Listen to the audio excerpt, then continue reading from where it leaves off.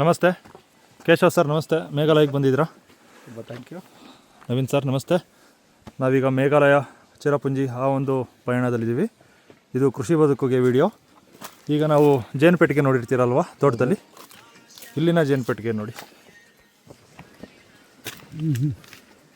ಜೇನು ಪೆಟ್ಟಿಗೆ ಅವ್ರಿಗೇನು ಪೆಟ್ಟಿಗೆನೇ ಬೇಕಾಗಿಲ್ಲ. ಎರಡು ಆಲೋಬ್ರ ಕಿಟಕಿ ಇಟ್ಬಿಟ್ಟು ಮೆತ್ಬಿಟ್ಟವ್ರೆ ಮಣ್ಣನ್ನು. ಅಲ್ಲೊಂದು ಸ್ವಲ್ಪ ಜಾಗ ಮಾಡವ್ರೆ, ಒಳಗಡೆ ವ್ಯಾಕ್ಸ್ ಇಟ್ಟವ್ರೆ. ಕೆಳಗಡೆಯಿಂದ ನೊಣ ಹೋಗುತ್ತೆ, ಆಚೆ ಬರುತ್ತೆ, ಮಕರಂದ ಹೀರ್ಕೊಬಂದು ಒಳಗಡೆ ಹೋಗಿ ಜೇನು ಕಟ್ಟುತ್ತೆ. ಇದು ಇಲ್ಲಿನ ತಂತ್ರಜ್ಞಾನ.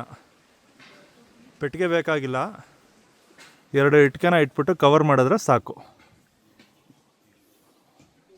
ಹೇಗಿದೆ? ತುಂಬ ಚೆನ್ನಾಗಿದೆ.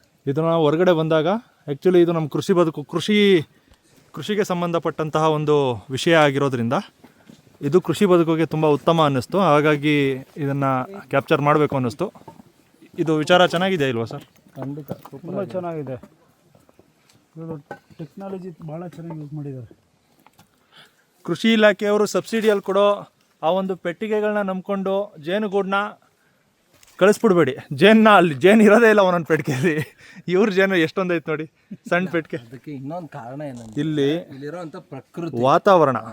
ನಾವು ನಮ್ಮ ಕಡೆ ಕೆಮಿಕಲ್ ಹೌದು, ನೀವು ಯಾವ ಪೆಟ್ಟಿಗೆ ಇಟ್ಟರು ಬರಲ್ಲ ಅದು.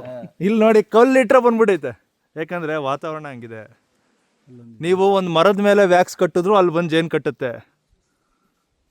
ಇಲ್ಲ ಅಂದರೆ ಅದು ಬೇಕಾಗಿರೋ ಜಾಗದಲ್ಲಿ ಜೇನು ಕಟ್ಟುತ್ತೆ, ವ್ಯಾಕ್ಸ್ ಮಡಗಿಲ್ಲ ಅಂದರೆ ಅಷ್ಟೇ.